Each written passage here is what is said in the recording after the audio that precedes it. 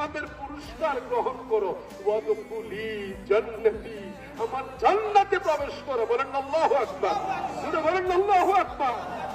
এই মন যাদের ভালো, আল্লাহ তাদেরকে পুরস্কৃত করবেন। বাজান, ভাইরা, যুবকেরা, বুড়ো বুড়ো বাবারা, ছোট বাচ্চারা, পর্দার আড়ালের মা বোনেরা, সকলের জন্য এই নসিহা। আজকে ঈদের দিন একত্রিত আবার হবো ঈদুল আজহাতে যদি আল্লাহ বাঁচিয়ে রাখে। অনেকে হয়তো থাকবেন, অনেকে প্রবাসে চলে যাবেন, অনেক প্রবাসী ভাইয়েরা ঈদের জন্য আসে, অনেকে কোরবানির জন্য আসে, অনেকে ছুটি কম থেকে চলে যায়। চাকরিজীবী যারা দেশে বিভিন্ন প্রান্তে কাজ করেন, অনেকেই পরিবারের সাথে ঈদ করার জন্য আসেন। সমাজের সকলের সঙ্গে যদি ঈদগাহে সালাত আদায় হয়, সকলের সঙ্গে দেখা হয়। বড় ঈদগাহে নামাজ হইলে আরো বেশি উপকার হয়। মসজিদে নামাজ পড়ি, সমাজের কয়েকজনের সাথে দেখা হয়। ছোট ঈদগাহে নামাজ পড়লে অল্প কয়েকজনের সাথে দেখা হয়। বড় ঈদগাহে নামাজ পড়লে সকলের সাথে দেখার একটা সুযোগ হয়, ঠিক কিনা? এই জন্য আমার রাসূল এটাকে সুন্নাত করেছেন, এই জন্য আমার রাসূল এটাকে সুন্নাত করেছেন। অতএব যারা আজকে এখানে আমরা এসেছি, আল্লাহ তাআলা যেন আমাদেরকে তার প্রিয় বান্দা রাসূলের পাকের প্রিয় উম্মত বানায়। সকলে বলি আমিন। আল্লাহ তাআলা যেন রমজানের যে ত্রুটিগুলো হয়েছে, ভুলগুলো হয়েছে, আল্লাহ তাআলা যেন ক্ষমা করে দেয়। আল্লাহ তাআলা যেন আজকে যারা এখানে এসেছেন, যারা এই মাঠ পরিষ্কার করেছেন, যারা এখানে খেদমতে আছেন, যারা এখানে জায়গা দান করেছেন, এই ঈদগাহর পাশে যারা কবরে শায়িত আছেন, মসজিদের পাশে যারা কবরে শায়িত আছেন, এই গ্রামগুলোর আশেপাশে যত কবর আছে, এই কবরবাসীরা কত ভালো ছিল, কত ভালো ছিল, কত ভালো ছিল।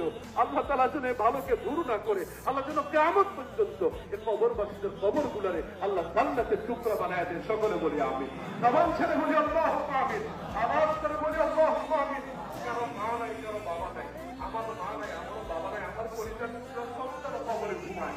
আপনাদেরও কারো হয়তো মা নাই, বাবা নাই, পরিবার টুকরা সন্তান কবরে ঘুমায়।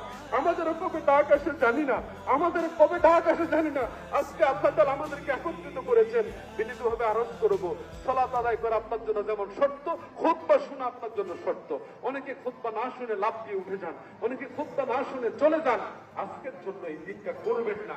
আল্লাহ তাআলা আপনাকে যে সুযোগ দিয়েছেন, এখন যদি বৃষ্টিও হয়, আমরা এতেই নামাজ আদায় করবো ইনশাআল্লাহ। আল্লাহু আকবার, ইনশাআল্লাহ। রাজি আছি আল্লাহর প্রতি। আপনি আল্লাহকে দেখাই তো, বলেন আল্লাহু আকবার। আওয়াজ করে বলেন আল্লাহু আকবার। আওয়াজ করে আল্লাহু আকবার। আল্লাহ তাআলা আমাদের কবুল করুন। সকলে বলি আমিন। আমরা আল্লাহর আল্লাহ আমাদের প্রতি কত সন্তুষ্ট মাহে রমজান দিয়েছেন, আল্লাহ আমাদেরকে মাফ করেছেন, আল্লাহ আমাদের আযাব মুক্ত করেছেন কবরবাসীদের।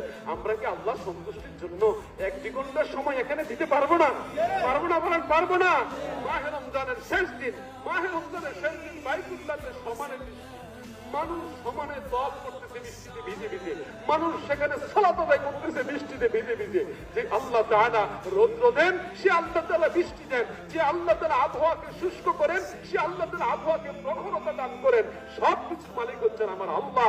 আর এই আল্লাহর একত্ববাদ, আল্লাহ শ্রেষ্ঠত্ব যিনি আমাদেরকে শিখিয়েছেন, তিনি হচ্ছেন মুহাম্মদুর রাসূলুল্লাহ সাল্লাল্লাহু আলাইহি ওয়াসাল্লাম। সে রাসূলের রাবির প্রতি আমরা কৃতজ্ঞ যে রাসূল না আসলে আমরা আল্লাহকে চিনতাম না, আমরা কোরআন শরীফ পেতাম না, আমরা সালাত পেতাম না, আমরা এভাবে আল্লাহর সঙ্গে সম্পর্ক করার সুযোগ আমরা পেতাম না। সে রাসূলের প্রতি আমরা কৃতজ্ঞ।